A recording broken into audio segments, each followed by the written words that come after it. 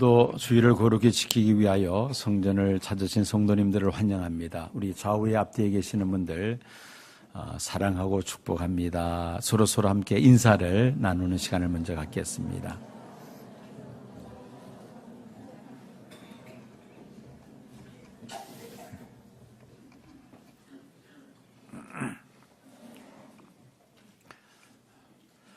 미국에서 40년 동안 기자 생활을 했던 필립 옌시라는 작가가 있습니다. 이분이 여러 가지 책을 썼습니다만 그 중에서도 The Pay, The Low Pay, Low Hours, Low Upload라는 그런 책을 썼습니다. 그런 오랜 기간 기자 생활을 하면서 약 8천여 명의 저명한 인사들을 인터뷰를 했습니다. 그 인터뷰를 한 결과 그는 사람들 가운데서 크게 두 가지 유형의 사람들이 있다고 그렇게 말을 합니다. 첫째는 스타형 사람이요, 둘째는 서번트형 사람이라는 것입니다. 자신을 드러내기 좋아하는 스타형과 또 자신을 드러내지 않고 다른 사람들을 섬기기를 좋아하는 서번트형, 두 가지 유형의 사람들이 있다고 말을 합니다. 이 스타형에 속하는 사람들은 껍데기 뿐이라고 합니다. 기회만 있으면 그저 자기 자랑만을 합니다. 자기를 선전해 달라고 기자록이 부탁하는데 기자로서 객관적으로 볼 때에 별로 자랑할 만한 것이 없더라는 것이죠.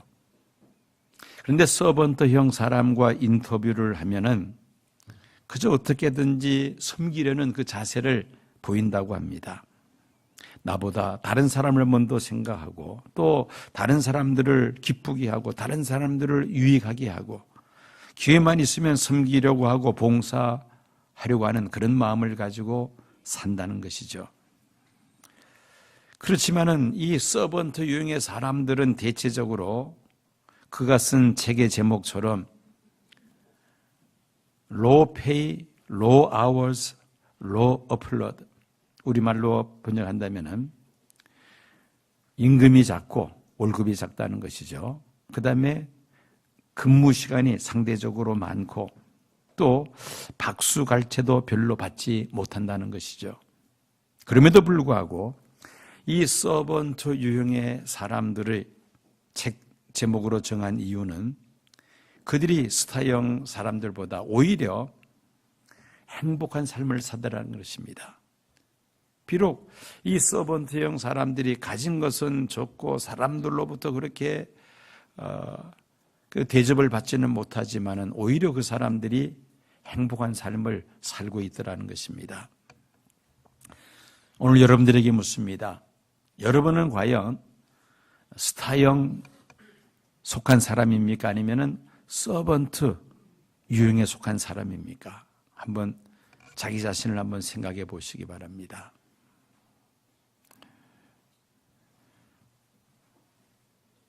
과거에는 권위적인 리더십이 주도적이었다면은 지금은 세상이 많이 바뀌었습니다. 섬기는 리더십이 각광을 받고 있죠. 많은 사람들을 앞장서 이끌고 나가려면은 바로 이 섬김의 리더십을 가지고 있어야만 한다는 것입니다. 전 닉슨 대통령의 보좌관으로 있었던 미국의 찰스 콜슨이라는 사람이 있습니다. 이분이 이제 예수 그리스도를 구주로 영접하고 난 다음에 교도소 전도자로 그렇게 그가 헌신을 합니다. 그는 자신이 쓴 책 속에서 미국 의회 역사상 가장 감동적인 순간에 대해서 소개를 하는데 인도 캘커타의 테레사 수녀가 미국 국회를 방문하여 연설했던 때라고 합니다. 미국 사람들은 이 연설할 때에 그 연설하는 사람들을 격려하는 차원에서 이 박수갈채를 잘 보냅니다. 그런데 이상하게도 그날 테레사 수녀가 연설을 마치자 아무도 박수를 치지 않더라는 겁니다. 오히려 무거운 침묵만이 감돌았다고 합니다. 숨막히는 감동과 전율이 그들의 가슴을 억누르고 있었기 때문에 박수를 칠 그 여유조차도 없었다는 것입니다. 그 이유는 마지막에 이 테레사 수녀가 무슨 말을 했느냐면은 섬길 줄 아는 사람만이 다스릴 자격이 있습니다. 섬길 줄 아는 사람만이 다스릴 자격이 있습니다. 이 한마디 말에 그 의회에 앉아있던 의원들이 박수를 칠 수 있는 그런 분위기가 되지 못했다는 그 말에 다들 마음이 눌려가지고 그 말에 너무나도 감동을 받아 박수칠 생각조차도 못했다는 것입니다. 그렇습니다. 섬길 줄 아는 사람들이 리더가 될 수 있는 자격이 있다는 말입니다. 자, 우리가 섬기되 누구를 섬길 것인가? 그 섬김의 대상에 대해서 먼저 생각해 보고자 합니다. 우리가 섬겨야 하는데 가장 먼저 우리의 섬김의 대상이 누구겠습니까? 누굽니까? 제가 손가락을 이렇게 하고 있는데도 입을 못 여시는 분이 계시네요. 하나님이시죠. 하나님이 바로 우리의 가장 우선적인 섬김의 대상입니다. 성경은 하나님을 섬기되 어떻게 섬기라고 하고 있습니까? 마음을 다하고 뜻을 다하고 힘을 다하여 하나님을 섬기라고 말씀합니다. 사람의 눈을 속일 수 있지만은 하나님의 눈은 속일 수 없습니다. 하나님을 섬겨야 하는데 하나님을 섬기는 가장 구체적인 예로 최우선적인 것이 하나님 앞에 예배 드리는 것이죠. 이 예배는 우리가 하나님을 섬기는 것입니다. 그래서 영어로 예배를 서비스라고 하죠. 서비스. 하나님을 섬기는 것이다. 이게 바로 예배입니다. 그래서 우리가 하나님을 잘 섬기려면은 주일 성수를 해야만 합니다. 주일을 빠뜨리지 말고 늘 이 시간이 되면 교회에 나와서 하나님 앞에 예배 드리는 것, 이것이 하나님을 섬기는 가장 중요한 일이라는 것이죠. 그리고 하나님의 말씀에 귀를 기울이고 그 말씀을 쫓아 살면서 하나님의 뜻을 이루어 드리는 것, 이게 바로 하나님을 섬기는 일입니다. 하나님의 눈과 마음에 거하시는 이 교회를 섬기는 것, 역시 이것도 또 우리가 하나님을 섬기는 일이죠. 그 다음에 두 번째로 또 우리가 섬겨야 할 대상이 있습니다. 누가 우리의 섬김의 대상입니까? 우리의 이웃. 가장 가까운 내 가족으로부터 시작해서 우리 믿음의 형제 자매들, 또 우리 주변에 있는 많은 이웃들이 바로 우리의 섬김의 대상입니다. 예수님은 이웃을 사랑하되 어떻게 사랑하라고 하셨죠? 내 몸과 같이 사랑하라. 예수님 말씀하셨습니다. 우리가 섬기되 먼저는 하나님을 우리가 섬겨야 될 것이고, 그리고 두 번째는 우리의 이웃들을 잘 섬겨야 합니다. 어떻게 섬기면은 정말 하나님 보시기에 기뻐하시는 섬김이 될 수가 있겠는가? 오늘 말씀을 통해서 네 가지를 여러분들에게 말씀드리려고 합니다. 첫째는 받은 은사를 따라 섬겨야 한다고 말씀합니다. 베드로전서 4장 10절 말씀 보니까 각각 은사를 받은 대로 하나님의 여러 가지 은혜를 맡은 선한 청지기 같이 서로 봉사하라. 하나님은 우리 각자에게 다양한 은사들을 주셨습니다.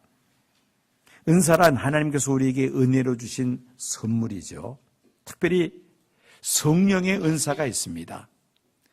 성령으로 기름 부으심을 받으면, 성령 충만을 받으면 9가지 하나님께서 주시는 그 선물들이 있습니다. 지혜의 은사, 지식의 은사, 그 다음에 어떤 은사가 있습니까? 믿음, 병고침, 능력, 행함, 예언함, 영분별, 방언을 통역하는 은사, 이렇게 9가지 은사를 고린도전서 12장에 소개하고 있습니다. 그뿐 아니라 성경에는 다른 많은 은사들을 또한 말씀합니다. 한 예를 든다면 로마서 12장 6절에서 8절까지 말씀 보면은 우리에게 주신 은혜대로 받은 은사가 각각 다르니 혹 예언이면 믿음의 불수대로, 혹 섬기는 일이면 섬기는 일로, 혹 가르치는 자면 가르치는 일로, 혹 위로하는 자면 위로하는 일로, 구제하는 자는 성실함으로, 다스리는 자는 부지런함으로, 긍휼을 베푸는 자는 즐거움으로 할 것이니라. 이 외에도 성경에 많은 은사들을 소개하고 있습니다. 한 연구 자료에 의하면은 우리 사람들에게 얼마나 많은 다양한 그 재능과 기술들이 있는가 조사를 해봤는데 500개에서 700개 가까이 된다고 합니다. 아무런 반응이 없네요. 500개 내지 700개. 나는 아무것도 없어 라고 그렇게 우리가 말할 수 없다는 겁니다. 많은 재능들을 우리에게 주셨다는 것입니다. 한번 예를 들어볼까요? 우리 찬양대처럼 노래 잘하는 사람, 기악부처럼 악기를 잘 연주하는 사람, 또 목소리가 좋은 사람, 또 글을 잘 쓰는 사람, 잘 가르치는 사람, 운동을 잘하는 사람, 춤을 잘 추는 사람, 연기를 하는 사람, 요리를 잘하는 사람, 또 사람을 잘 사귀는 사람, 그림을 잘 그리는 사람, 두뇌가 좋은 사람, 숫자 계산이 빠른 사람, 재물을 잘 관리하는 사람, 사람을 잘 관리하는 사람, 이런 여러 가지 그 은사들, 재능들이 사람들 안에 있다는 것입니다. 계속해서 말을 하자면은 끝이 없습니다. 자, 우리가 하나님을 섬기고 이웃을 섬기되 무엇을 따라 섬겨야 한다? 각각 받은 은사를 따라 섬겨야 한다. 하나님께서 우리 사람들에게 다양한 은사를 주신 것은 하나님의 선한 목적을 위하여 서로 합력해서 공동체를 세워나가기 위함입니다.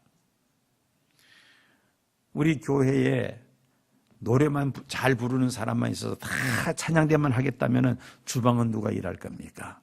그렇잖아요. 또 요리를 잘 만들고 요리를 또 좋아하는 사람이 있으니까 주방이 돌아갑니다. 하나같이 나는 다 요리하겠다고 다 주방에 몰려가면은 찬양대는 누가 앉을 겁니까? 그렇잖아요. 다양한 은사들을 주셨는데 그 각자가 받은 은사를 따라서 우리가 하나님을 섬기고 우리의 이웃을 섬겨야 한다는 말씀입니다. 그렇게 서로 각자가 받은 은사들을 동원해서 협력해서 섬길 때에 그 공동체가 견고하게 든든하게 세워져 나갈 수가 있다는 말씀입니다. 두 번째는 자원함으로 섬겨야 합니다. 억지로 마지못해서 섬기는 것이 아니라 기쁜 마음으로, 자원하는 마음으로 섬겨야 하겠다는 것입니다. 사도 바울은 갈라디아서 5장 13절에서 사랑으로 서로 종노릇하라고 권면합니다. 특별히 물질로 하나님을 섬길 때는 고린도후서 9장 7절 말씀 보면은 각각 그 마음에 정한 대로 할 것이요 인색함으로나 억지로 하지 말지니 하나님은 즐겨내는 자를 사랑하시느니라. 하나님 앞에 물질로 봉사할 때에 마지못해서 억지로 하는 그런 헌금은 하나님께서 기뻐하지 않는다는 것입니다. 우리가 즐거운 마음으로 자원하는 마음으로 하나님 앞에 예물을 드릴 때에 그 예물이 하나님이 기뻐하심직한 예물이 되며 그 예물이 그 공동체를 위해 사용되어질 때 그 공동체가 든든하게 서갈 수가 있다는 말씀입니다. 세 번째로 겸손함으로 섬겨야 할 것을 성경은 말씀합니다. 우리가 진정으로 겸손해지기 위해서는 하나님 앞에서 나는 어떤 존재인가를 바로 알아야 합니다. 그렇지 않으면 나 자신이 어떤 존재인지를 정확히 우리가 바로 알 수가 없습니다. 하나님에 대한 지식이 있을 때 인간에 대한 올바른 지식이 가능하죠. 누가복음 7장에 나오는 백부장의 겸손함을 한 예로 들 수가 있습니다. 이 백부장은 유대 땅에 주둔하고 있는 로마 군대 장교입니다. 당시 유다 나라는 로마의 식민 통치를 받고 있습니다. 그러니 유태인들의 입장에서는 이 백부장을 참 접근하기도 어려운 그런 존재이죠. 그러나 이 백부장은 유태인들을 사랑하는 사람이었습니다. 그래서 유태인들을 위하여 회당을 지어주고 또 장로들과도 가깝게 지내는 사이였습니다. 그런데 어느 날 이 백부장의 종이 병들어서 죽어가고 있었습니다. 백부장은 예수님에 대한 소문을 듣고 장로들에게 부탁을 하죠. 예수님께서 내 종의 병을 고쳐주시기를 좀 그렇게 해달라고 부탁을 합니다. 장로들이 백부장의 이야기를 듣고는 예수님께 찾아와서 그 이야기를 그대로 전합니다. 예수님은 그 백부장의 종의 병을 고치기 위해서 이제 그 백부장의 집으로 갈 채비를 하고 계시는데 그 소식을 듣고는, 즉 예수님이 백부장의 집에 오고자 한다는 그 소식을 듣고는 백부장이 사람을 보내어서 예수님이 오시지 못하게 합니다. 그러면서 어떤 말씀을 전하느냐면은 수고하시지 마옵소서. 내 집에 들어오심을 나는 감당하지 못하겠나이다. 그러므로 내가 주께 나아가기도 감당하지 못할 줄을 알았나이다. 말씀만 하사 내 하인을 낫게 하소서. 나도 남의 수하에 든 사람이요 내 아래에도 병사가 있으니 이도로 가라 하면 가고 저도로 오라 하면 오고 내 정도로 이것을 하라 하면 하나이다. 말씀만 하시면 되지 굳이 내 집에 오실 필요가 있습니까? 나도 일이 있으면은 내가 직접 가지 않고 내 부하들을 보내어서 일을 처리하는데 어떻게 예수님이 감히 내 집에 오시려고 하십니까? 말씀만 하시면 내 종의 병이 낫겠나이다. 예수님께서 이 백부장의 말을 듣고는 크게 칭찬하십니다. 내가 너에게 이르노니 이스라엘 중에서도 이만한 믿음은 만나보지 못하였노라 하시면서 말씀으로 그 백부장의 종의 병을 고쳐주시죠. 이 백부장은 예수님께서 하나님 되심을 알았습니다. 자신이 그 예수님 앞에 어떤 존재라는 것을 알았다는 것이죠. 그래서 그는 참으로 겸손해질 수가 있었습니다.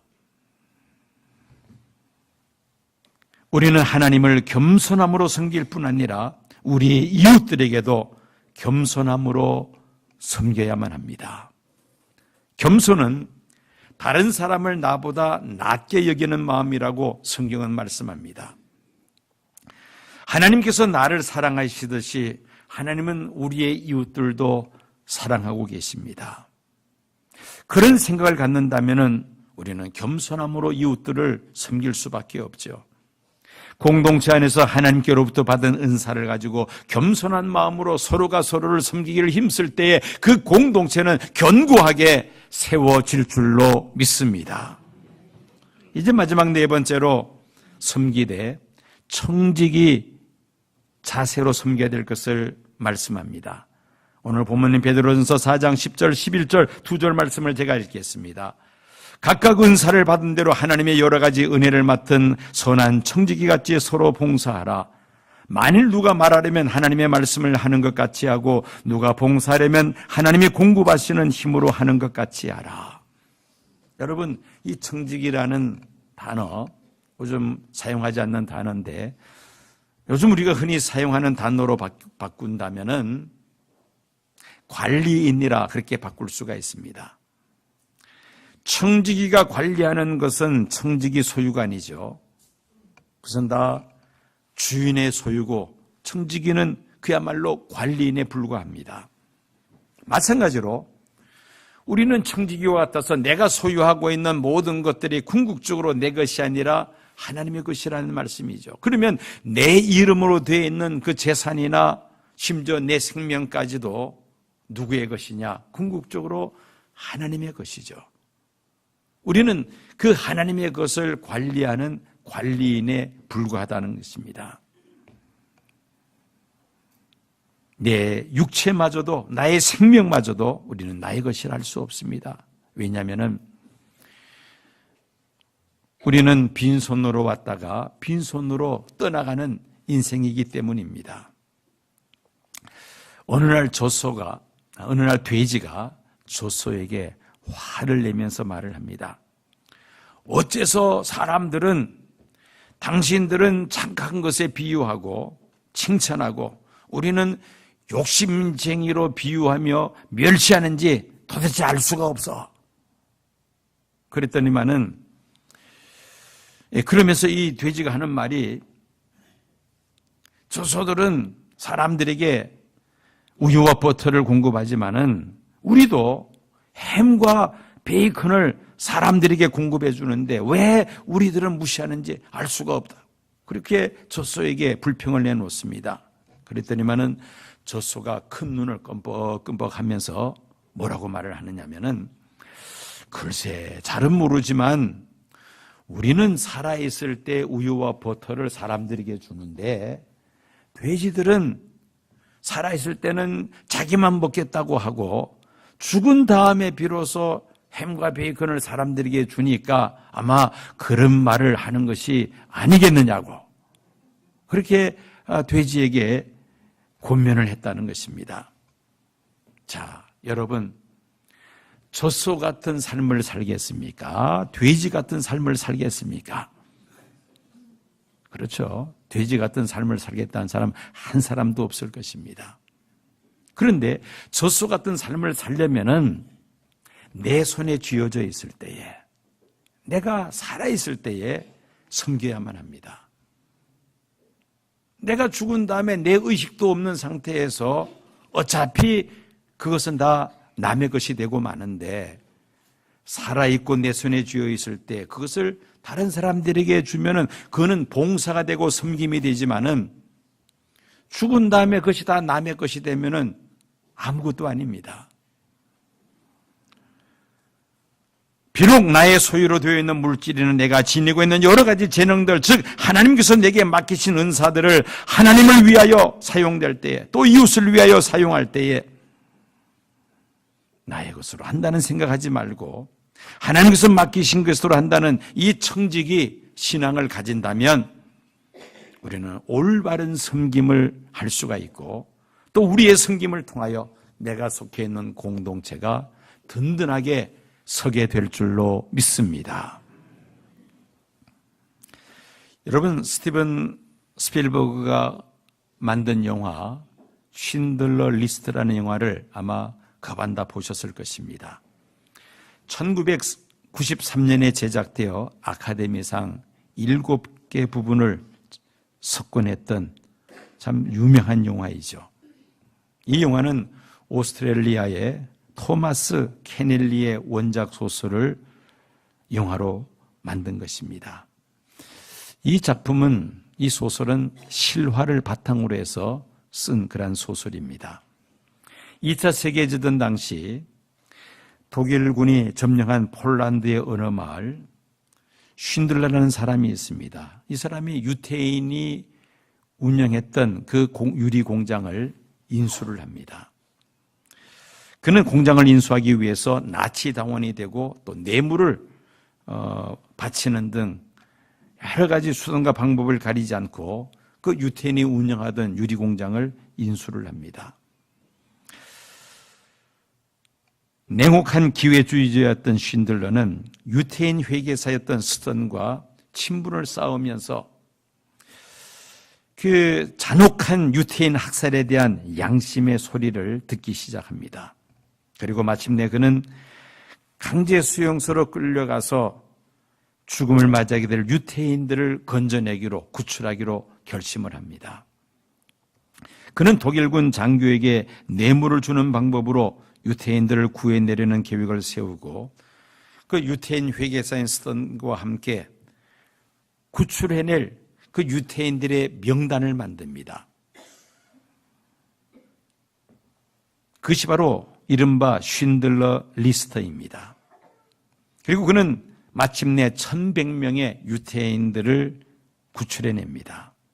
자신의 고향인 체코에 군수품을 생산하는 공장을 만들어 놓고 그리고 그 공장에서 일하는 일꾼들이 필요하다고 하며 그 독일군 장교에게 뇌물을 주어서 1100명의 유태인들을 자기 공장으로 끌어들입니다. 그러다가 그만 전쟁이 끝이 나죠. 이 쉰들러의 체코 공장에서 일하던 유태인들은 당시 전범으로 낙인이 찍혔던 이 쉰들러를 구출하기 위해서 1100명의 유태인들이 다 서명을 합니다. 그리고 자신들의 그 금 이빨을 뽑아서 이 쉰들러에게 반지를 만들어서 선물을 합니다. 그 반지에는 어떤 글귀가 새겨져 있었느냐면은 한 생명을 구한 자는 전 세계를 구한 것이라는 탈무드에 있는 그 글귀를 새겨서 쉰들러에게 선물을 합니다.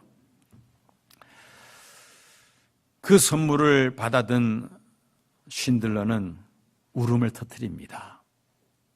내가 더 많은 생명을 건져낼 수가 있었는데, 만약에 내가 타고 다니는 저 자동차를 팔았으면 10명의 유태인들의 생명을 더 건져낼 수가 있었으며, 내 양복 옷깃에 있는 이 배지를 팔았다면 2사람의 유태인의 생명을 더 구원해낼 수가 있었을 텐데 하면서 울음을 터뜨립니다.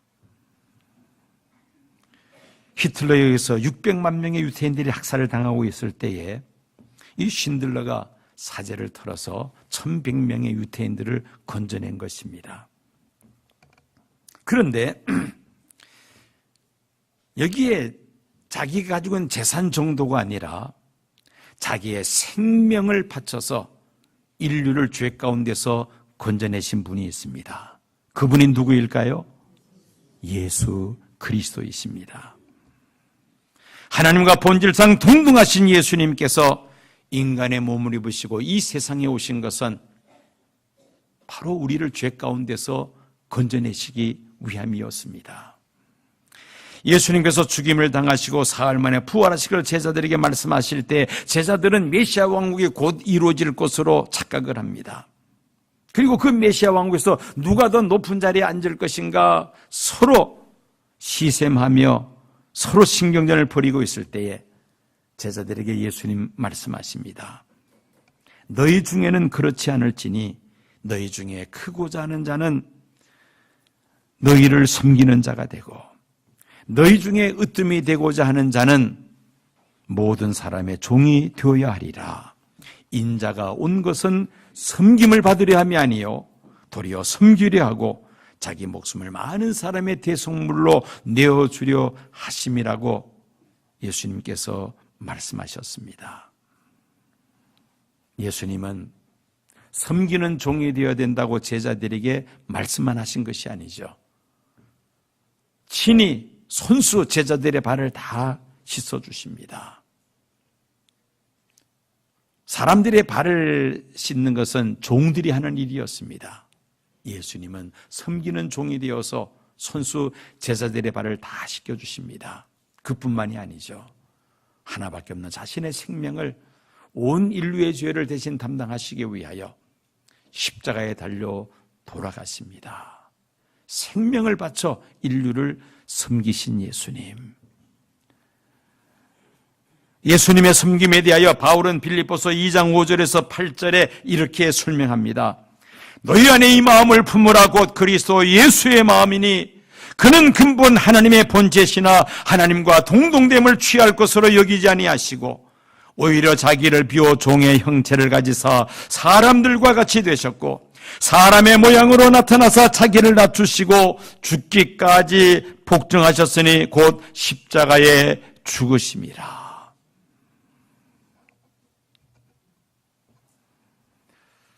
예수님은 섬기는 종으로서의 모범을 보여주셨다는 말씀입니다. 자, 이런 섬김의 결과 어떻게 될 것인가? 이런 섬김이 있을 때 첫째는 이 섬김을 통하여 하나님께서 영광을 받으십니다. 베드로전서 4장 12절 보면은 이는 범사의 예수 그리스도로 말미암아 하나님의 영광을 받으시게 하려 함이라. 우리가 섬김으로 인하여 하나님께서 영광을 받으신다는 말씀입니다. 하나님께서 우리 각자에게 맡기신 그 은사를 따라 겸손함으로 자원하는 마음으로 청지기 신앙을 가지고 하나님과 우리의 이웃들을 잘 섬길 때에 하나님께서 영광을 받으실 줄로 믿습니다. 그리고 두 번째로 하나님은 섬기는 그 섬김을 통하여 교회 공동체가 든든하게 세워가게 하십니다. 오늘부터 알파 3기가 시작이 됩니다. 알파는 섬김과 사랑을 실천하는 프로그램입니다. 이 알파는 새 신자들만 들어오는 것이 아니라 기존 신자들도 함께 들어오는 그런 프로그램입니다. 이 알파 프로그램을 교회 성장학자들은 교회 토양을 바꾸는 그런 프로그램이라고 말을 합니다. 이 알파를 통해서 성도들이 사랑으로 하나 되고 서로가 서로를 섬기는 그런 초대 예루살렘 교회의 아름다운 모습을 재현할 수 있는 교회 토양을 변화시키는 그런 프로그램이라는 말입니다. 교회의 체질을 권위주의에서 섬김으로, 또 서로 마음이 맞는 사람들끼리의 이런 교제 분위기에서 온 성도들이 서로 사랑을 나누고 서로 섬기는 그런 공동체로 세워나가는 프로그램입니다. 이 알파에 들어오셔서 섬김과 사랑의 공동체를 경험하시고 우리 시온교회를 섬김과 사랑의 공동체로 세워나가는 일에 우리 함께 동참하시기를 축원합니다. 마지막으로 이렇게 섬기는 자들을 하나님은 영광스럽게 하시고 존귀하게 하십니다. 온 인류를 주에서 구원코자 하시는 하나님의 뜻을 이루어드리기 위하여 십자가에서 죽기까지 복종하신 섬기러 오신 예수님을 하나님은 어떻게 하셨습니까? 빌립보서 2장 9절에서 11절까지 말씀 보면, 이름으로 하나님이 그를 지극히 높여 모든 이름 위에 뛰어난 이름을 주사 하늘에 있는 자들과 땅에 있는 자들과 땅 아래에 있는 자들로 모든 무릎을 예수의 이름에 꿇게 하시고 모든 입으로 예수 그리스도를 주라 시인하여 하나님 아버지께 영광을 돌리게 하셨느니라. 섬기는 종으로 이 세상에 오셔서 온 인류를 죄 가운데서 건져내시기 위하여 십자가에 달려 돌아가신 예수님, 그 예수님을 하나님은 가장 존귀하게 하시고 영광스럽게 하신 줄로 믿습니다. 온 세상 사람들이 예수님의 이름 앞에 무릎을 꿇게 하신 것입니다. 우리 성도들도 마찬가지입니다. 하나님과 이웃을 정말 잘 섬긴 성도들은 하나님께서 존귀하게 하시고 영광스럽게 하실 줄로 믿습니다.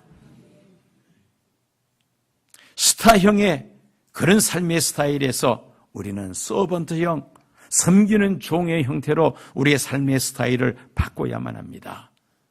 그렇게 할 때에 정말 하나님께서 여러분들을 존귀하게 하시고 영광스럽게 하시며 여러분들의 섬김을 통하여 우리 시온교회가 날로 든든하게 서가게 하실 줄로 믿습니다. 함께 섬김으로 세워나가는 교회 공동체가 되시기를 축원합니다.